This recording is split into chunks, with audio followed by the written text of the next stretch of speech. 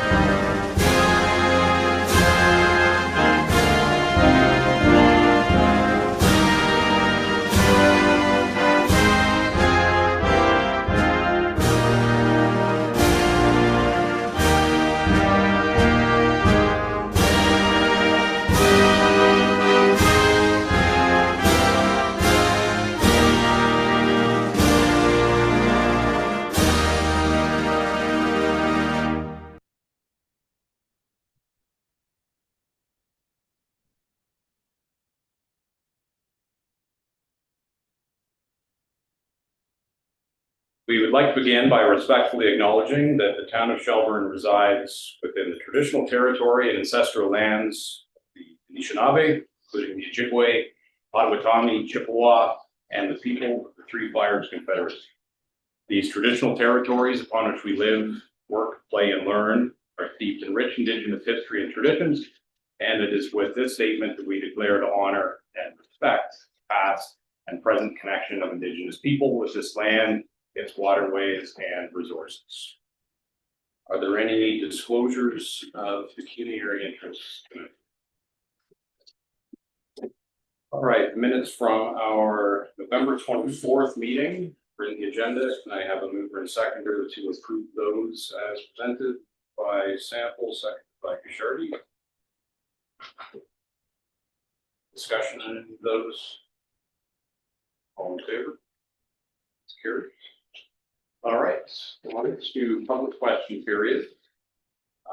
Before I open it up, I will say that the council did receive a few comments from residents today. Those were circulated to all of us.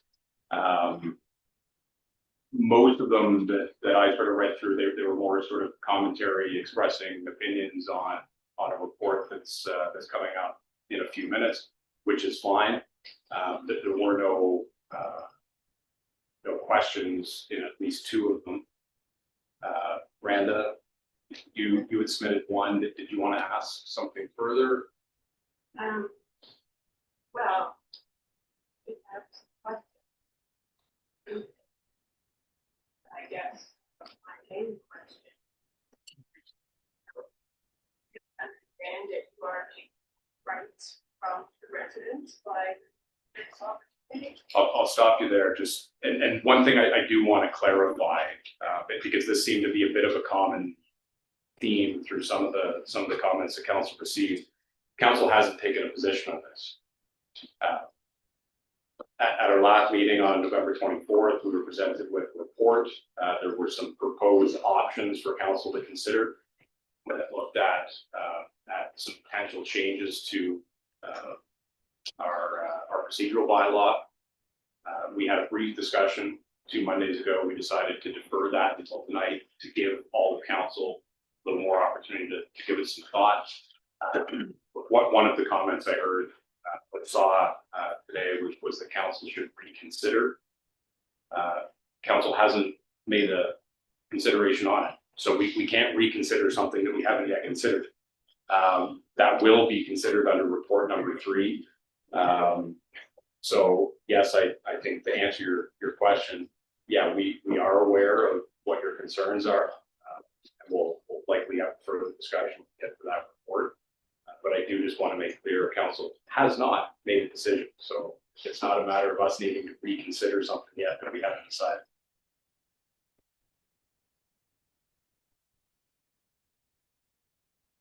Anybody else? Okay. All right, council inquiries. I do just want to give a quick shout out to town staff for the Santa Claus parade, which was this past Saturday. We were just talking about it. It certainly has been colder in past parades, so it was actually kind of a pleasure to walk around this year and not be frozen by the time we finished. 24 floats was that the final count? 24 plus, maybe a couple of extra last minute entries.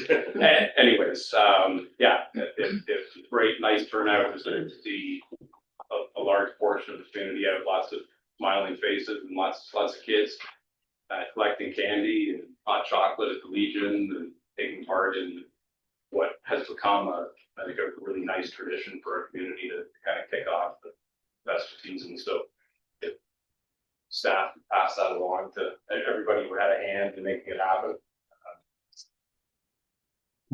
And to the IA, yeah, but town staff especially was there closing streets. Yeah, helping with the tree lighting. Yeah, It was Greg Clark. yeah. Anybody who knows the movie Christmas Vacation, it was a classic Christmas Vacation moment. We did a countdown. I plugged in the lights. They didn't light up. So we had to figure it out. It worked on the second attempt. Any other inquiries?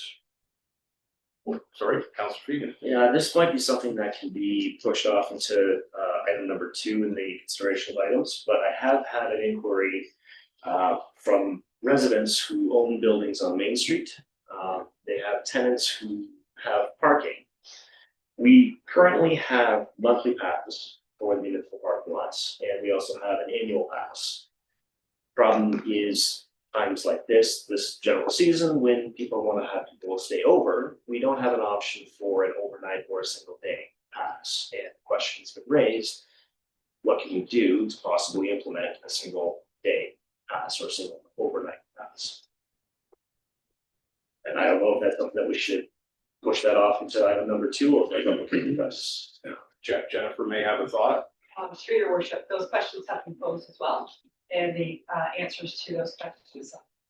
That question was we can prorate it on a day-by-day basis. Okay. Of course, the permit is not a physical piece of paper because we found those were being shared among tenants. So it's based on plate, make and model of the vehicle. We just need a few days notice. Understanding, if you're having a company, you probably planned it. We just need a few days notice. This is what we communicated to those. You take the monthly rate, prorate on a per day basis. We just need some time to prepare that. Give them the opportunity to do that. I said at least 3 days notice. Okay, 2-3 days notice is all. So then we should let them know, just come into town hall, ask for 3 days in advance and say, we're looking for an overnight. What we can't do is we can't issue a blank permit because the bylaw officer is looking for a plate to make models.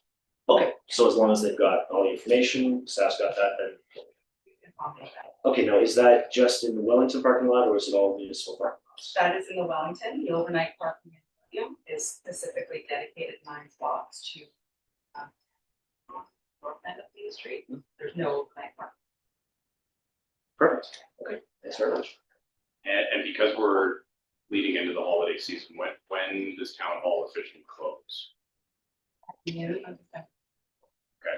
So if they're having family over, good point. Plan now. With New Yeah. Year's Eve, yeah, let us know. We'll, yeah. Perfect.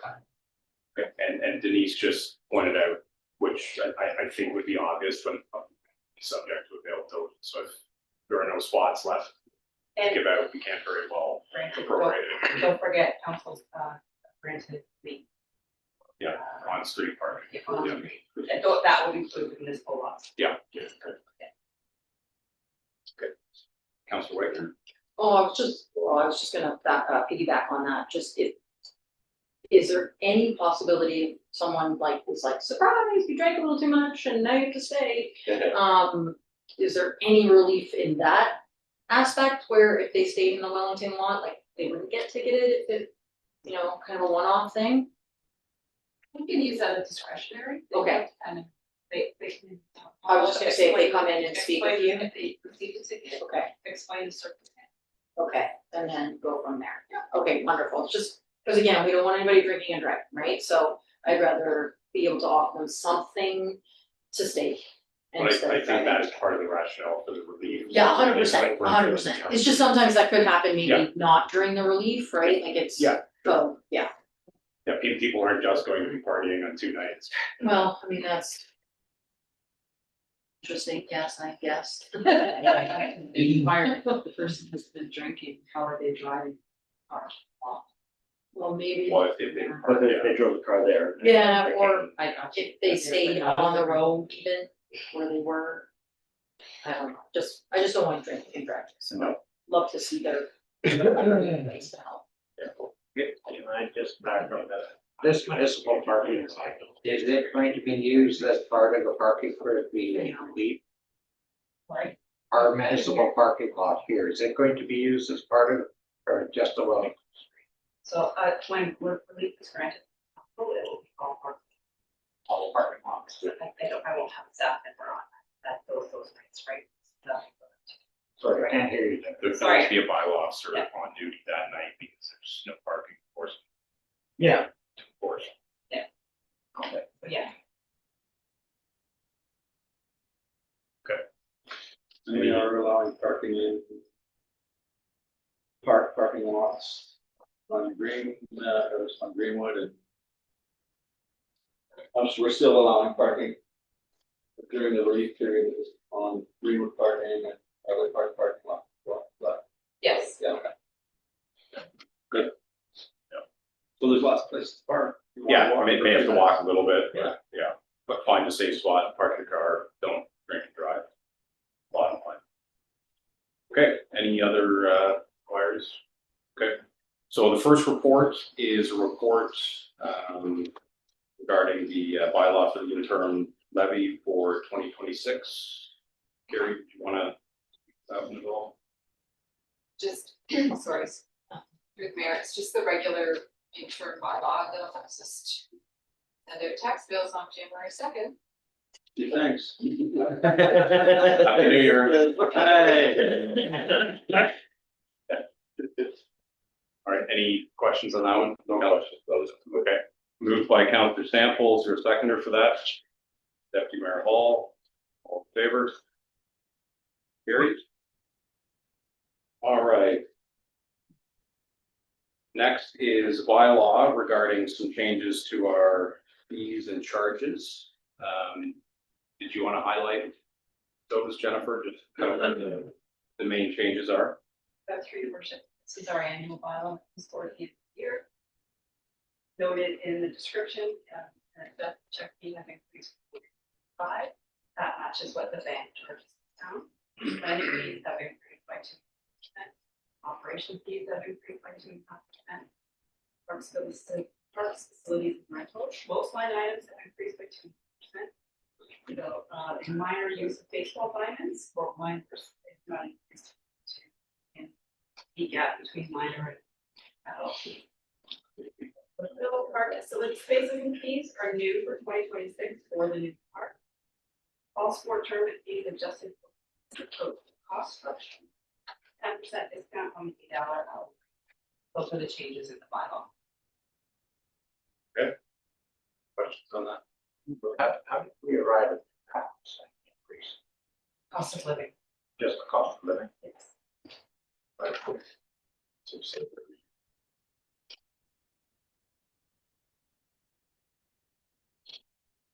Did you want to make a motion? Sure. Okay. All right, moved by Donato, seconded by Fegan. All in favor? Carried. All right, and report number 3 is the report I referenced earlier, which was deferred from our November 24th meeting. Is the report report from our Director of Legislative Services regarding some procedural bylaw update. Nothing has changed. It's the same report that was before us on November 24th. But as I said earlier, we decided to defer it to tonight to give each of us a bit more time to go over it and consider the options that were being presented. Discussion. Councilor Bernardo. I've been on council for a very long time and I've been through quite a few years of question period. Honestly, the way question period is running right now, I don't like it. I'll be honest, it takes up a lot of council's time, which doesn't allow us to get to business we need to get to in a timely fashion. But I'm not against a question period as long as it's run in a proper manner. And I thought about it quite a bit during the week, and I came up with the same idea as what AMO does down in the Bear Pit when councillors go up to ask questions at AMO. Each questioner is allowed a period of time to do a bit of a preamble to the question, but it must be a question specific to town business in the form of the agenda or property or some question about something that they had interaction with staff. It shouldn't be a question just whatever, all over the place. It needs to be very specific. They should be allowed, as they are down at AMO, one question only. Once you've received the answer, you must go to the back of the line and wait. There's a time period. It's, let's say, 15 minutes for questions or whatever in the whole process. If we follow that format, a very strict format, then I think it's fair and right that our citizens have the right to ask questions. Yeah, they should. Because there's always, questions regarding things on the agenda. There's questions regarding issues that they may have that were not resolved with staff. So they have that right. They should have that right to come in front of council and present their case. It's no different than sometimes if they don't have that chance, they will do it to us out on the street, grocery store, wherever, to ask the same thing. So I think they have that right. But it needs to be controlled. It can't be just all over the place and all kinds of questions and discussions, which should be either a delegation or something of a different nature. And that's my feelings on it.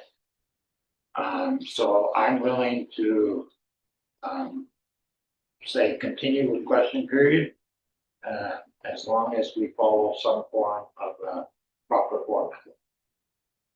And all that, I don't disagree with you at all. And actually, I mean, if you look at the current wording of our procedural bylaw, I mean, there are sort of prescriptive limits and time limits and everything else, but they're all sort of subject to the chair's discretion. And the approach I tend to take, I mean, there's a lot of factors involved. I mean, is the person, first time they've been to council, are they not really familiar with the rules? Yeah, obviously I'll give them some leeway. If we don't have a real long agenda, am I willing to entertain a couple more questions than normal? Sure.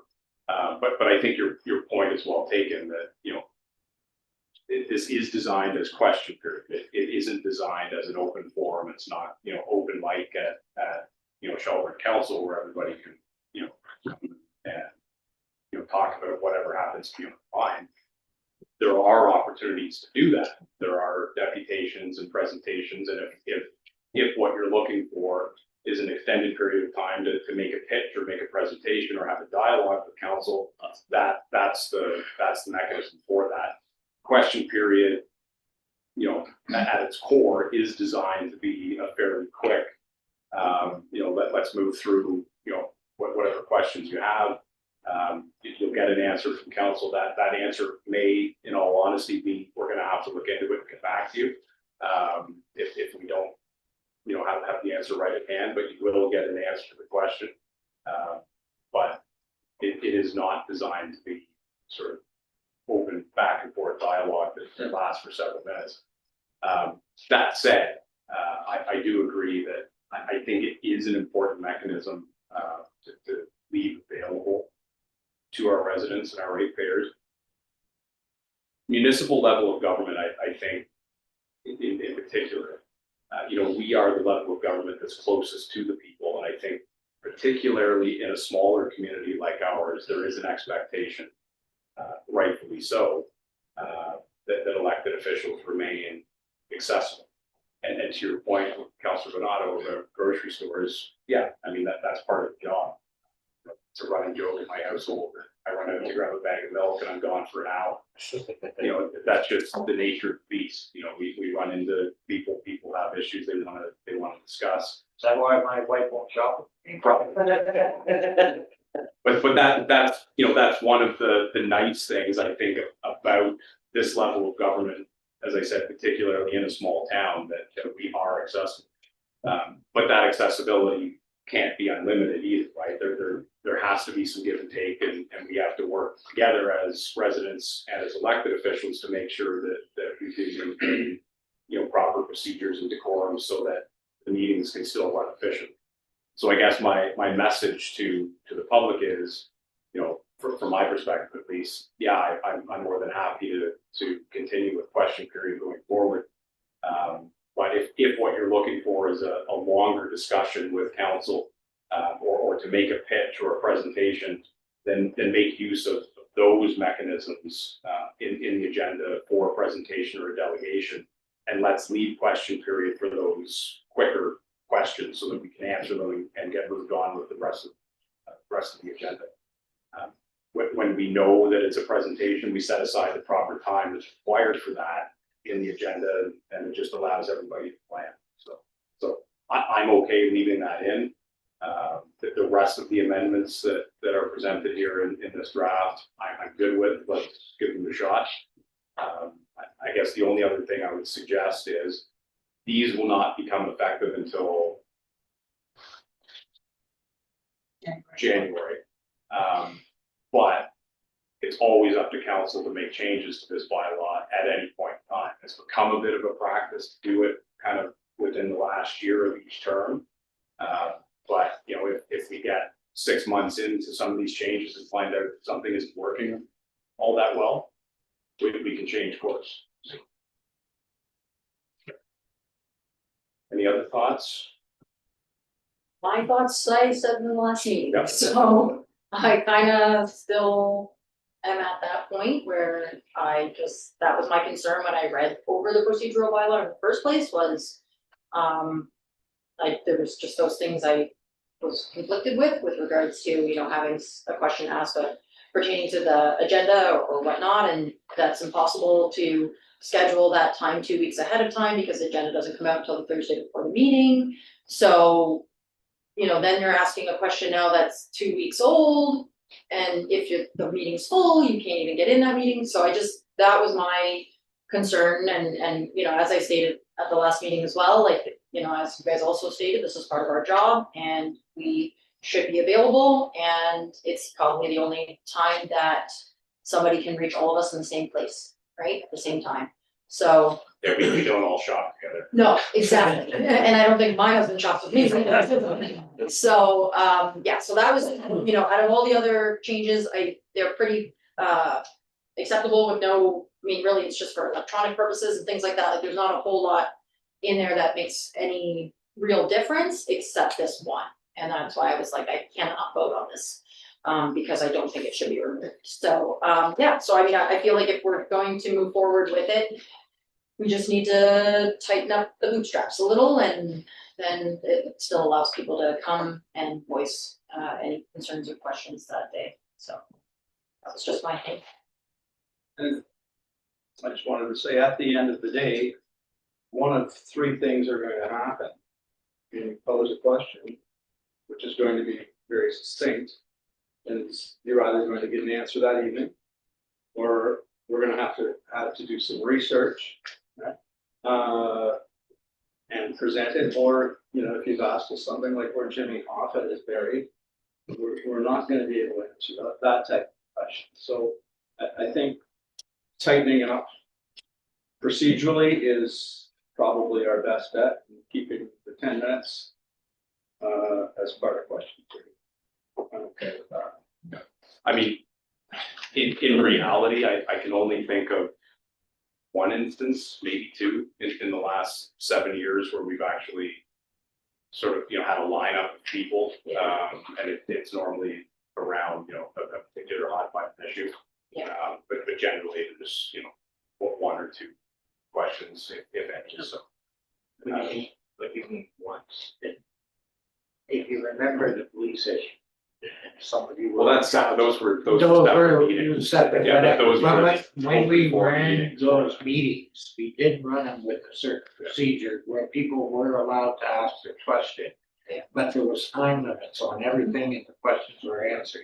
And that's what I mean by question period, where we run things very tightly and not allow it to get out of hand, the same way as we did with those particular situations. So I'm sorry to interrupt the deputy mayor, but that's what I was trying to get at when I stated it earlier.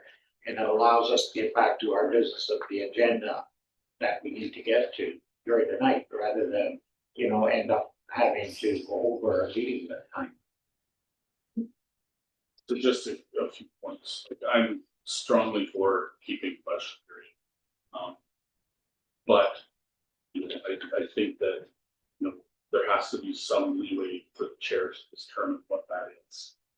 I completely understand and respect that position. The other side is, I struggle when question period is taken up by the non-residents. Right, so understanding that really the question period is there for our residents, not for those, when you're talking about a handful of times. There's been a lot of time that was taken up by non-residents coming forward with questions when we weren't able to necessarily always get to a resident. So I just think from those tightening up, that is one of the key items, making certain that the residents have the voice to get. Do we prioritize them? But I mean, Well, we should take questions. No, I agree. They can use the presentations and delegations, accept those opportunities for those types of things. Garcia, I wanted to add a thought. Just to confirm that it's the intent of council directs otherwise, that we would be supplementing this with the introduction of for the public session. We need to review how we would administer that. There's a different models in other communities where it can be just council independently. So if council regular wanted to have one partnership, example, that can be coordinate. So these are always available to as members of council. There are some communities that function based on a topic. So for example, Mayor Post has had a session on youth engagement. And in those, it's determined whether or not there's a member of staff. What's critical though is that these are not quasi-council meetings. They're not minuted, they're not recorded, there's no direction, but they do provide a platform to talk about what question period has evolved to in some instances, where it's a general topic and a discussion about an issue of concern or an issue of enthusiasm, and it just provides a different platform for you to have that engagement. So we'll be developing that. We know a lot of municipalities have gone forward, it's very successful. We're just not, and right now it's based on twice a year, but we're just not ready yet to tell you how it's going to be administered. But that is the plan to introduce that. And that isn't something that needs to be incorporated. No, but it's just, it was in Jennifer's report. I just wanted to make sure that it was, the intent was that this potentially was a way to replace and replicate and enhance. But we also understand that, there's a tool that could also be used as well as the retention of this. So we're working on that. In addition to instead of. Other than, Yeah. Sorry. Your worship, if I could just clarify, so with next year being an election, time constraints, of course, what we don't want is a potential future politician to use as. So maybe what we'll do then is look at 27 and introducing. And with council wanting to question or question period, we will have to put in sort of definitions, make that question periods for right there. So is that kind of what the resolution would be moving forward then, for you to guide, for staff to come back to us with that amendment within the bylaw before we vote? We'll have to amend. Yeah. The draft bylaw. Thank you. Right. So we can just receive the report and direct staff to amend the draft bylaw as discussed. Is that okay? Okay. For a second for that, Councillor Sample, seconded by Councillor Bishardi. All in favor? Carried. Okay. Thank you. It's the band. If not question period, now I'll turn. Councillor motions, are there any notices of motion for this? I did have one which I would prefer to correspondence. Any other notices? Okay, communications? Councillor Wagner?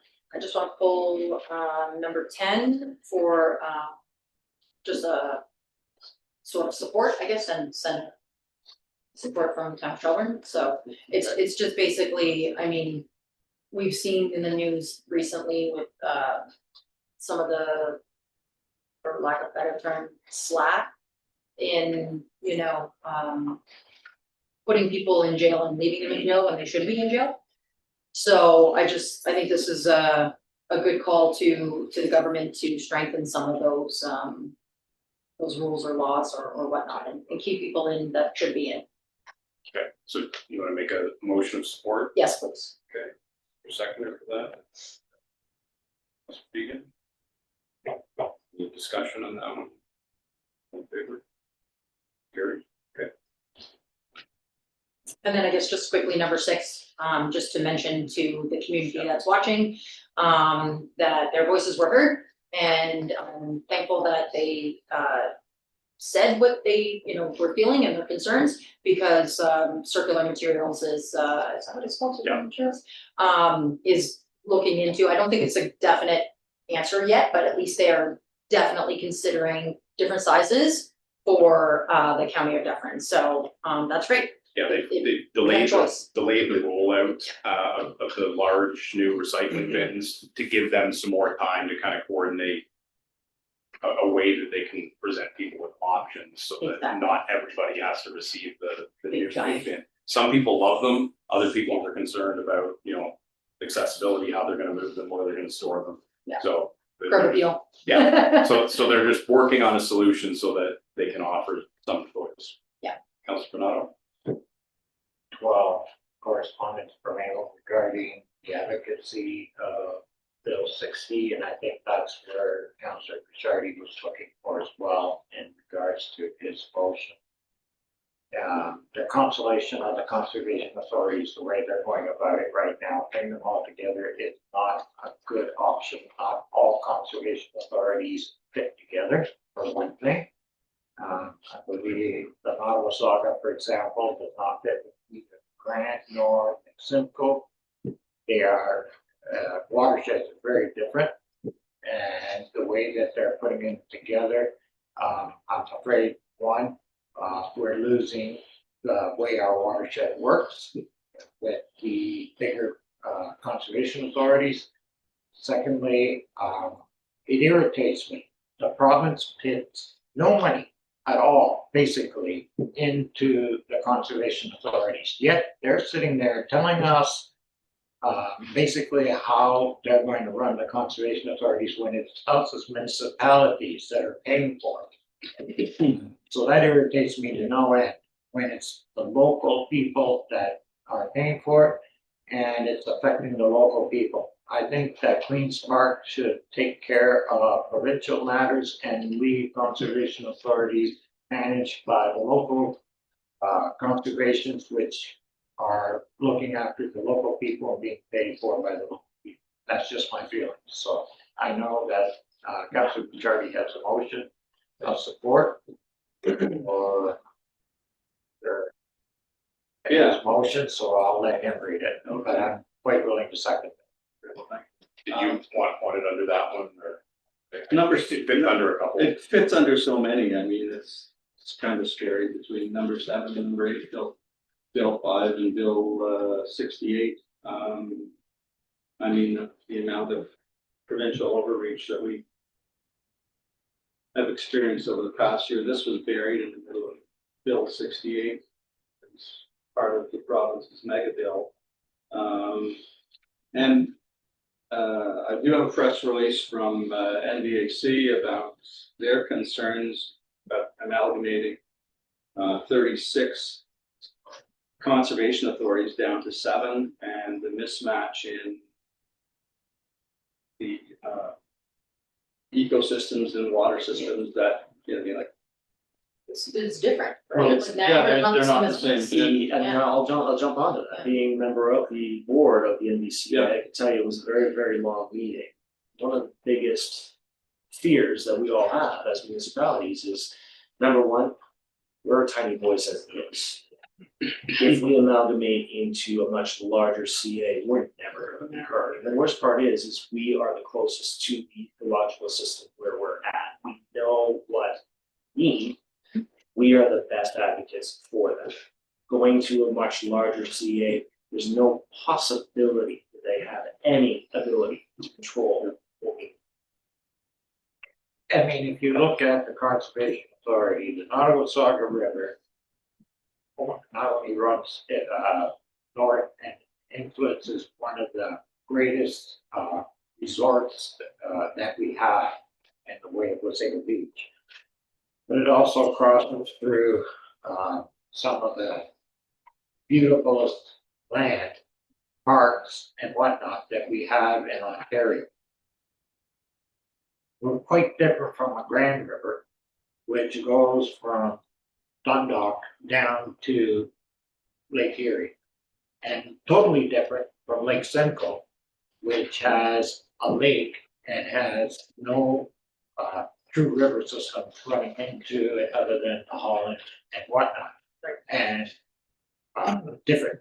And then the other part of it is the size of the municipalities which are within each of these watersheds. When you look at the Grand, for example, you've got Kitchener, you've got Cambridge, you've got totally different size municipalities compared, and Lake Simcoe has Bradford, Newmarket, and all of York region.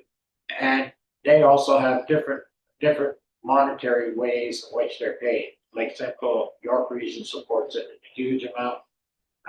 The grant is supported by a large number of huge municipalities as well as regions. And we're, as mentioned by Councillor Fegan, we're a bunch of small municipalities sitting within. The largest one we have is Wasaga Beach, basically itself. Other than that, we're a bunch of small municipalities, which are supporting our own ecosystem. So we're quite different. And to be amalgamated with these large municipalities and larger conservation authorities just destroy us completely. Okay, so just a comment, I do want to note, in past the province's experiments in amalgamation, going back as far as 2000, with education, we ran into this similar issues in terms of ability to be local. The record on amalgamation is terrific to begin with. Anyway, Bill 68, so I'm just going to read this in the record. Whereas Ontario conservation authorities are essential to watershed management, environmental protection, flood mitigation, and public safety.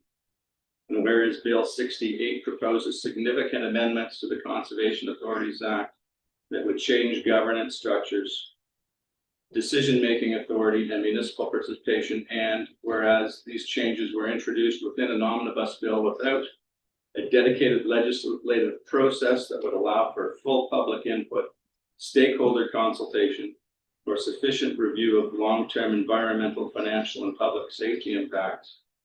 And whereas municipalities are critical partners in watershed management and must retain meaningful representation to ensure local knowledge priorities and risks are considered. And whereas the proposed amendments may increase risks related to flooding, erosion, natural heritage loss, and environmental degradation if not fully evaluated. therefore be it resolved, the Council of the Town of Shelburne urges the province provincial government of Ontario to withdraw sections of Bill 68 related to the Conservation Authorities Act, and be it further resolved that any proposed changes be reintroduced as a standalone bill and proceed through the full legislative process, including committee review, public consultation, stakeholder submissions, to ensure transparent assessment of impacts on watershed management, environmental protection, and public safety, and be further resolved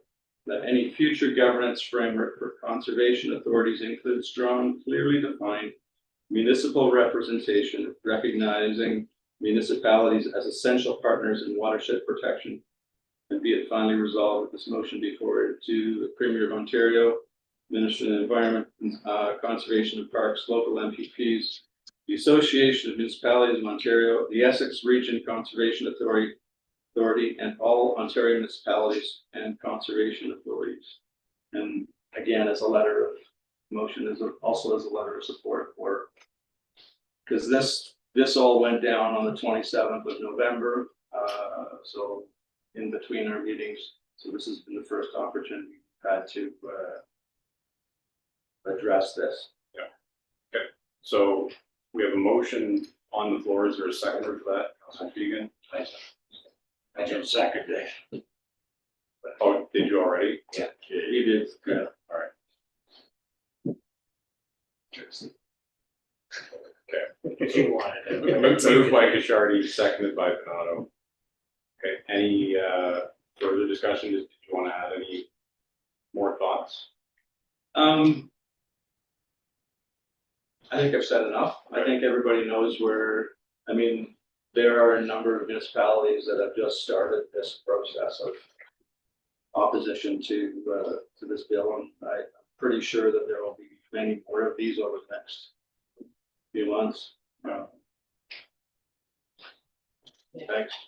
Okay. If I could add, amalgamation started with municipalities, Beal, York, and whatnot. And now you see that the province is turned around and is trying to put things the opposite way. Yeah. So they have a long habit of trying to do amalgamation even before, and now they're trying it with school boards and trustees as well. And so they have this long history of them trying to do this, and to do the same thing, conservation authorities realize that they've done a wrong track, and then to turn around down the road and try to take it back the way it was is going to make a mess of everything. So that's why I'm supporting this motion. And I'm not against efficiencies. I just think they're Yeah. they're not, yeah. This won't be efficient. Okay. Yeah. We'll have no voice at all. We use the term shit show. All right, any other thoughts on that before we call the questions? Okay, all in favor? Carried. Okay. All right, any other items from communication? Okay, can I get a motion then to receive the remaining items for information? For example, second by Councilor Wagner. All in favor? It's carried. All right, next item is closed session, and because the only items after closed session is the confirming bylaw and adjournment. We had a brief chat beforehand. We're going to let our deputy clerk leave because she does have quite a drive ahead of her anyway, so I don't want to make her stick around just to adjourn the meeting. But what that does mean is that the actual live stream will not come on for the adjournment. Any reporting out from closed session will still be properly captured in the minutes, and will be in the minutes that are available at the next agenda. So with that, can I have a motion to, according to section 239 sub 2 sub B of the Municipal Act, move into closed session for the purpose of discussing personal matters about an identifiable individual, including municipal or local board employees. Councilor Sample, seconded by Councilor Fegan. All in favor? That's carried. Okay. Give a chance to shut down.